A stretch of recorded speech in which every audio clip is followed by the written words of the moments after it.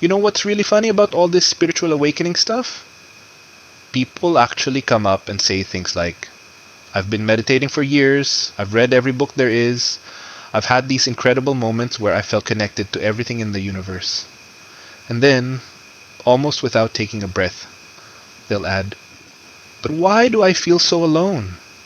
Why can't I find someone to love me? And I have to stop myself from smiling.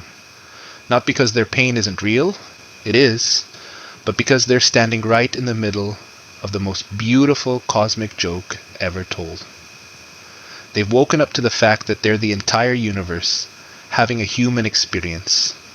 And now, they're worried about finding a date. It's like a single drop of water suddenly remembering it's part of the ocean, and then immediately panicking about finding another drop to settle down with. But here's what I want to tell you. That loneliness, that feeling of being set apart from all the normal dating games and romantic dramas, it's not a mistake.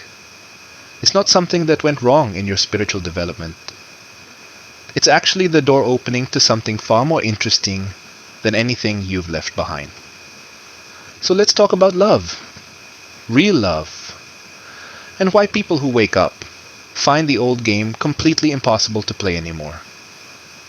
First, you need to understand something. What most people call love isn't really love at all. It's a business deal. It's two people who feel incomplete, making arrangements with each other in the hopes of feeling whole. Think about the story we've all been fed since we were kids. There's someone out there who is your other half. You're walking around broken, insufficient, only part of a person. And if you could just find that special someone, that missing puzzle piece, everything would finally make sense. You'd finally be complete. What a story that is!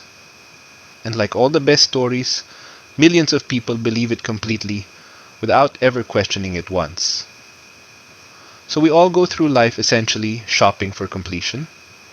We learn how to present ourselves well. We practice the right things to say. We rehearse our smiles. And underneath all of it, we're terrified. Absolutely terrified that nobody will pick us, that we'll be left behind, unwanted and alone. This is what we call romance in our modern world.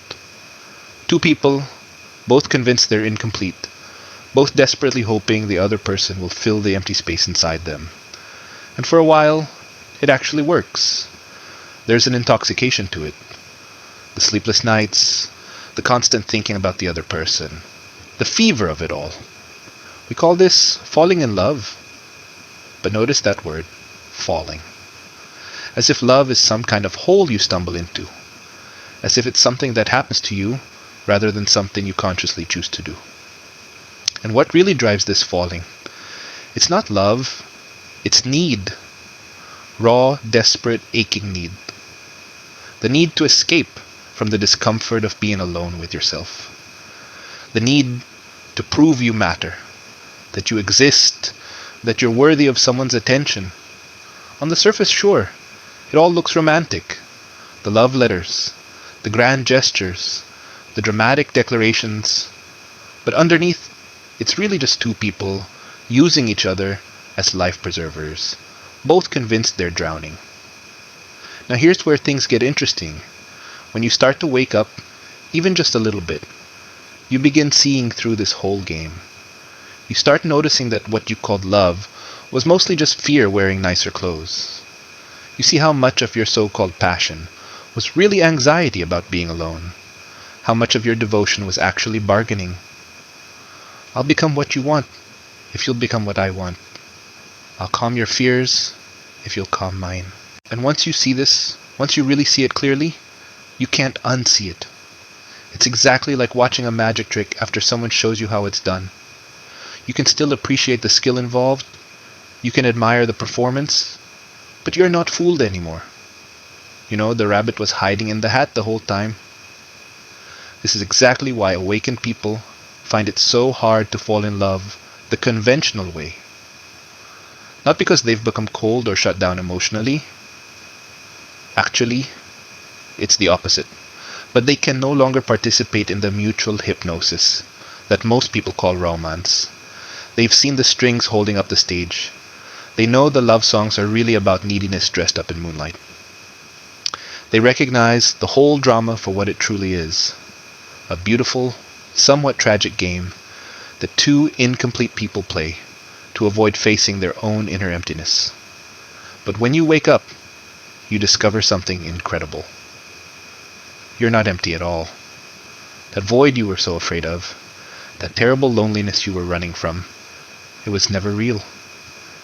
It was just a story you told yourself, a story so convincing that you organized your entire life around avoiding it. The truth is, you're not half a person waiting to be completed. You're not some fragment that broke off from a larger whole at birth. You're the whole thing, right now. You're the universe experiencing itself through this particular form called you. You're as complete in this moment as you will ever be. The idea that you need someone else to make you whole is like a wave, thinking it needs to find another wave to become water. It's already water. It always was water. And when you really understand this, when you feel it deep in your bones, something fundamental shifts. That desperate hunger that used to drive you toward other people starts to quiet down. You stop scanning every room for potential saviors. You stop evaluating every interaction based on whether it might lead to the completion you're seeking. Because you're not seeking completion anymore.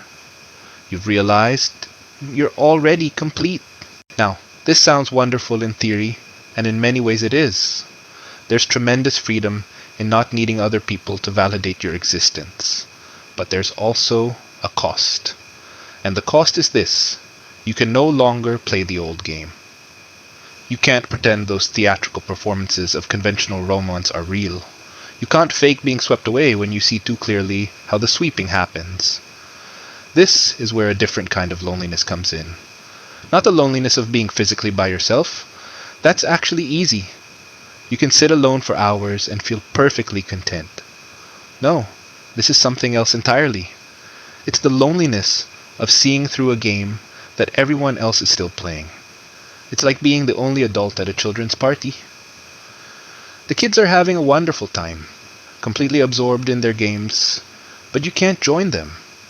Not because you don't want to, but because you can't make yourself believe the games are real anymore.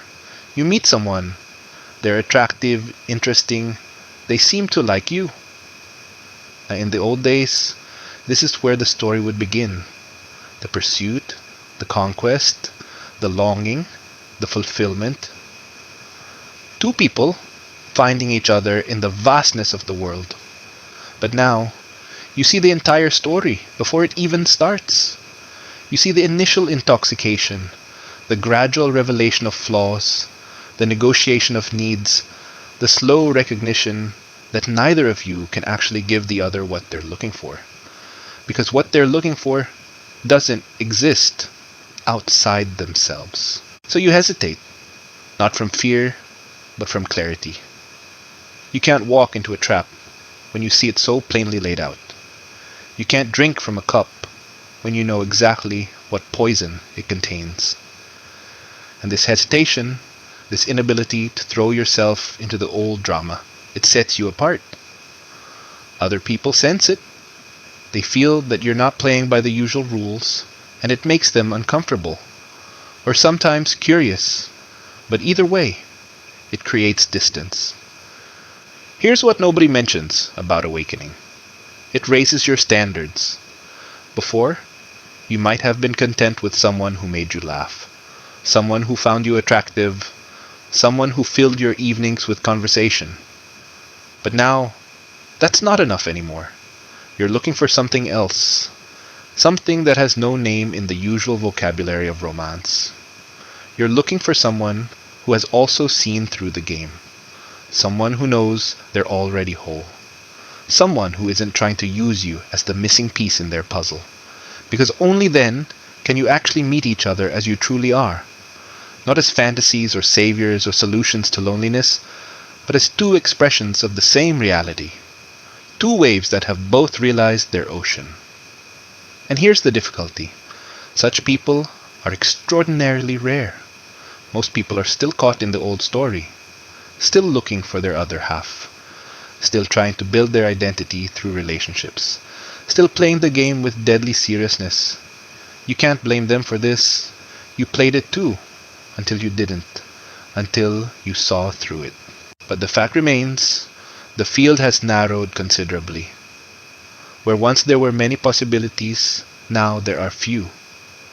Where once you might have fallen in love with someone's smile, or their intelligence, or the way they moved through the world, now you need something more. You need them to be awake, or at least awakening. No, you need them to know what you know, to see what you see. And that severely limits the options. This is why so many spiritually awake people find themselves alone. Not because they can't love, but because they can't love in the old way anymore. They've outgrown it, like someone who's learned to read and can no longer find satisfaction in picture books. The old stories don't work. They need something more substantial, something real, and sometimes, often actually, that something real doesn't appear. Years go by. You meet people, you have conversations, you feel connections, but none of them go deep enough. None of them touch the place where you actually live. So you remain alone, not in bitterness or despair, but in a kind of patient waiting. Waiting for someone who speaks your language, who breathes the same air, who has traveled to the same country you have and knows its landscape. There's a certain dignity in this aloneness, a kind of integrity. You're not willing to settle for less than truth. You're not willing to go back to sleep just because sleeping is more comfortable. You'd rather stand in clarity, even if it means standing alone, than kneel in illusion with company. But let's be honest, it's not always easy. There are nights when the silence feels heavy, when you wonder if you've made a terrible mistake, when you look at people in their ordinary relationships with all their ordinary dramas and compromises, and you think maybe that would be easier. Maybe you're asking too much. Maybe this clarity you've gained has cost you something precious. And you'd be right. It has cost you something. It's cost you the ability to be satisfied with illusion. It's cost you the option of using another person to avoid yourself. It's cost you the comfort of not knowing what you know. These are real costs, and sometimes they feel like too much to pay. But here's what you must understand. You can't go back.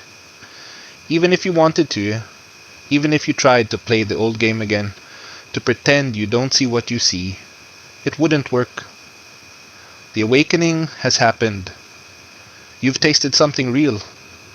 And once you've tasted the real thing, the fake version loses all its appeal. So what do? You wait. You live. You continue to grow and learn and experience the richness of existence. You don't close your heart. You don't become bitter or cynical. You simply recognize that love, real love, must come from a different place now. Not from need, but from fullness. Not from fear, but from freedom. Not from the desperate grasping of two incomplete people, but from the joyful meeting of two whole beings. And maybe it comes. Maybe one day you meet someone who has walked the same path, who carries the same quality of presence, who looks at you and sees not a solution to their loneliness, but a companion in the mystery. Someone who doesn't need you to complete them, because they're already complete. Someone who can love you not because they must, but because they choose to. Because the loving itself is the point, not what they get from it. When that happens, if it happens, it's nothing like the old falling in love. There's no fever, no obsession, no desperate clinging. Instead, there's recognition. A meeting of equals. Two people who are already at peace with themselves, choosing to share that peace with each other. Not because they need to, but because they want to, because it's delightful, because it's an expression of the freedom they've each discovered within themselves. This kind of love doesn't bind, it doesn't possess, it doesn't make demands. It simply is. Like water flowing, like birds flying, like the sun shining. It's love without agenda, without negotiation, without the subtle bargaining that underlies so much of what passes for love in this world. But again, such love is rare, and there's no guarantee you'll find it. You might spend your whole life waiting. You might never meet another awake being in the intimate way you long for. And you must make peace with that possibility. You must be willing to walk alone if that's what clarity requires. Because the alternative is worse. The alternative is to go back to sleep, to stuff yourself back into the old costume and play the old part, to use someone or let someone use you in the mutual pretense that this will solve the problem of existence. And you can't do that anymore. The costume doesn't fit. The role doesn't convince. You've seen behind the curtain, and there's no putting the veil back up. So you carry this strange gift, this burden of clarity. You're awake in a world that's mostly sleeping. You see through games that everyone else takes seriously. And yes, it's lonely sometimes. Yes, it's difficult. Yes, you wish it were easier to find someone who understands. But you wouldn't trade it. Because you've tasted freedom, and freedom, real freedom, is worth any price. The spiritually awake can't find love in the conventional sense, not because love has abandoned them, but because they refuse to call anything less than truth by that name. They've stopped confusing need with love, hunger with passion, dependence with devotion. They've stopped playing the game where two people use each other as escape routes from themselves. And in stopping, they've opened themselves to something far more real. Something that may never come, or that may come tomorrow, or that may already be here, in forms they haven't learned to recognize yet. But whatever happens, they know this. They are already whole, already complete, already free. And that knowledge, that certainty, is more valuable than all the counterfeit romances in the world. They would rather be alone in truth than coupled in illusion. They would rather wait a lifetime for something real than settle for something that merely fills the time. This is the price of awakening, and it is also its gift. You lose the ability to lose yourself in others, but you gain the ability to find yourself in everything. You lose the comfort of mutual neediness, but you gain the freedom of not needing at all. You lose the old story of romance, but you open yourself to the possibility of something so much greater. Love without conditions, love without demands, love that asks nothing and gives everything. Love that is not a feeling or an emotion, but a way of being in the world. And if you never find another person to share that with, you still have the love itself, because it was never in the other person anyway. It was always in you, waiting to be discovered, waiting to be lived. Not as a transaction between two people, but as the ground of your very being. As what you are, not what you do. As the ocean, not the wave. This is why the spiritually awake can't find love in the usual way. Because they've already found it in the most important way. They've found it in themselves. And nothing, no person, no relationship, no romance, however sweet, can compare to that discovery. Everything else is just theater. Delightful perhaps, beautiful sometimes, but theater nonetheless. And you can enjoy the theater without mistaking it for real life, without betting your peace on its outcome, without forgetting who you are beneath all the costumes and roles. So yes, you're alone sometimes. Yes, the crowd has thinned out. Yes, it's harder to find someone who speaks your language. But you're also free in a way you never were before. Free to love without needing. Free to connect without clinging. Free to be yourself without apology or pretense. And that freedom, that vast, spacious freedom, is what you've been looking for all along. Not in another person, but in yourself, where it always was, where it always will be, waiting for you to come home.